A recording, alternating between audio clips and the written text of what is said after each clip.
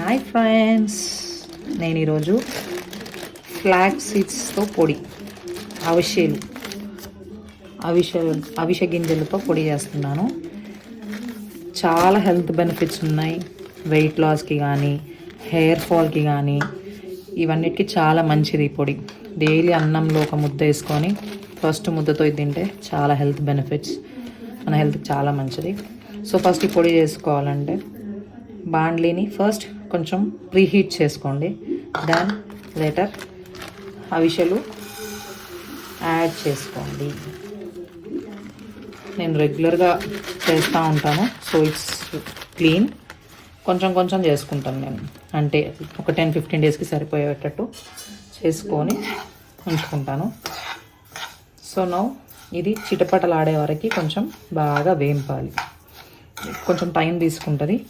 So అది వేగినా లేవో మనకి ఎట్లా తెలుస్తుంది అంటే, అది చిట్పట్ అన్నప్పుడు కొంచెం తీసుకొని మనం నోట్లో ఒక 2 గింజలు నోట్లో వేసుకుంటే కొంచెం క్రిస్పీగా అవుతుంది. So then it's ready for powder.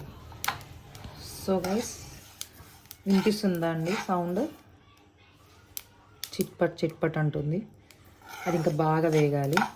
So కొంచెం అలా వేగడం స్టార్ట్ అయ్యేటప్పుడు సిమ్లోకి పెట్టుకొని బాగా వేయించాలి. అది ఎంత క్రిస్పీగా వేయిస్తే పొడి అంత టేస్టీగా ఉంటుంది. సో దీంతోపాటు కొంచెం చింతపండు కూడా ఇందులో యాడ్ చేసేయాలి. సో రెండింటిని కలిపి వేయింపాలి ఇప్పుడు. సో అది వేగేంతలోపు కొన్ని వెల్లుల్లి రెబ్బలు కూడా పొట్టు తీసి పక్కన పెట్టుకోండి. సో కొందరికి అందులో పల్లీలు యాడ్ చేసుకుంటారు, కొందరు నువ్వులు యాడ్ చేసుకుంటారు. ఎవరి చాయిస్ వాళ్ళది. నేనైతే ఏం యాడ్ చేయను. ఐ ఓన్లీ యాడ్ ధనియాలు కొద్దిగా లైట్గా యాడ్ చేస్తాను. చూపిస్తాను అది కూడా ఎట్లా చేయాలనేది. Just give a look. So guys, ఇప్పుడు చూసారా, ఇది కలర్ కూడా చేంజ్ అయిపోయింది, బాగా చిటపటలాడింది అండ్ క్రిస్పీగా కూడా ఉంది. నోట్లో 2 గింజలు వేసుకొని చూస్తే డిఫరెంట్గా అయిపోతుంది టేస్ట్. సో ఇప్పుడు ఏం చేయాలి, మనము ఇది ఒక ప్లేట్లోకి ట్రాన్స్ఫర్ చేసుకోవాలి. చల్లారే వరకు ఉంచాలి. ఇప్పుడు అదే బాండ్లీలో కొన్ని ధనియాలు యాడ్ చేసుకోవాలి. అది మీ ఇష్టం.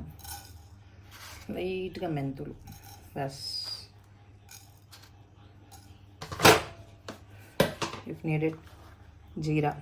ఇవన్నీ కూడా డ్రై రోస్ట్ చేసుకోవాలి.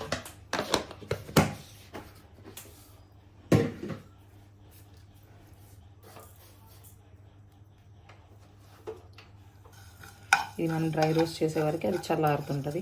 ఇఫ్ నీడెడ్ ఫ్యాన్ కింద పెట్టేసేయండి. అవిసెలన్నీ ప్లేట్ తీసుకెళ్ళి ఫ్యాన్ దగ్గర పెడితే తొందరగా చల్లారిపోతుంది. వేడి మీద మిక్సీ పట్టదు. వేడి మీద మిక్సీ పడితే ముద్ద అయిపోయిద్ది.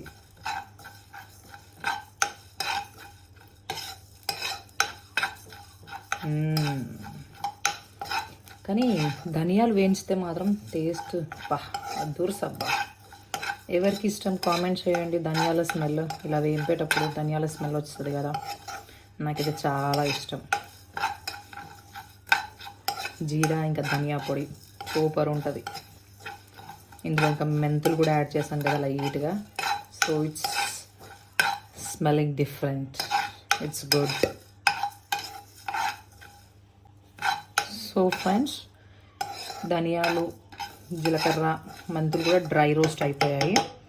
ఇప్పుడు స్టవ్ ఆఫ్ చేసేసి ఇది కూడా ప్లేట్లోకి ట్రాన్స్ఫర్ చేసేసుకుందాం.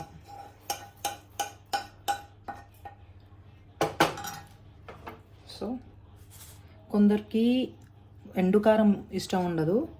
కొందరు ఏం చేస్తారు, ఎండుమిర్చి కూడా వీటితో పాటు డ్రై రోస్ట్ చేసుకొని వేస్తారు. బట్ నేను ఎండు కారం వేస్తాను. సో ఇది కూడా ఇందులో యాడ్ చేసేద్దాం. ఇవి కొంచెం చల్లారాక మిక్సీ పట్టాలి. మిక్సీ పట్టేటప్పుడు మళ్ళీ I come back to you. So friends, ఇప్పుడు ఇదంతా చల్లారిపోయింది. ఇది అంతా మిక్సీ జార్లోకి ట్రాన్స్ఫర్ చేసుకోవాలి.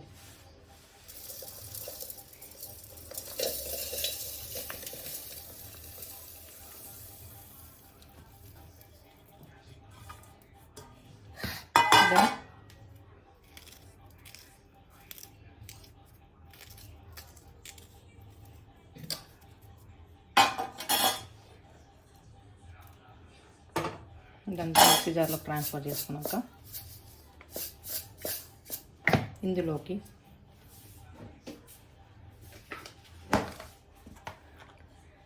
చిటికెడు పసుపు కొందరు వేసుకుంటారు, వేసుకోరు. ఇది పసుపు యాంటీబయాటిక్ కాబట్టి వేస్తే ఏమీ నష్టం లేదు, హ్యాపీగా యాడ్ చేసుకోవచ్చు లైట్గా.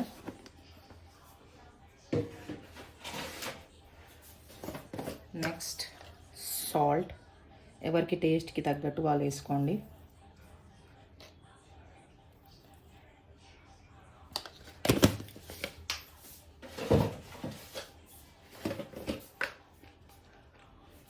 నేను చెప్పాను కదా, నేను ఎండుమిర్చి వాడను, పొడి మిర్చియే. సో ఇది చాలా కారం ఉందండి, నేను అందుకే చాలా కొంచెం వేసుకుంటున్నాను, పిల్లలు తింటారు కాబట్టి. అండ్ దీంతో పాటు అందరు షుగర్ యాడ్ చేసుకోరు, నేను యాడ్ చేసుకుంటాను లైట్గా, చాలా టేస్టీగా ఉంటుంది.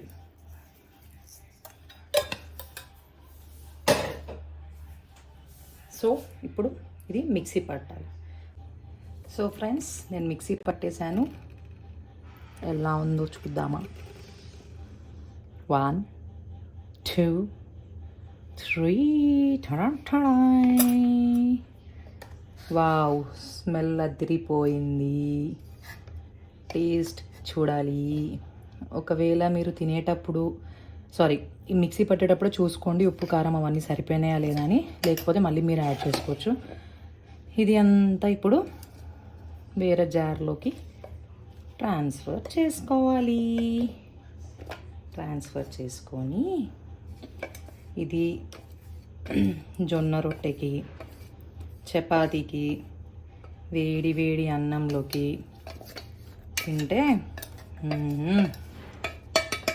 నా భూతో నా భవిష్యత్ లాగుంటుందన్నమాట.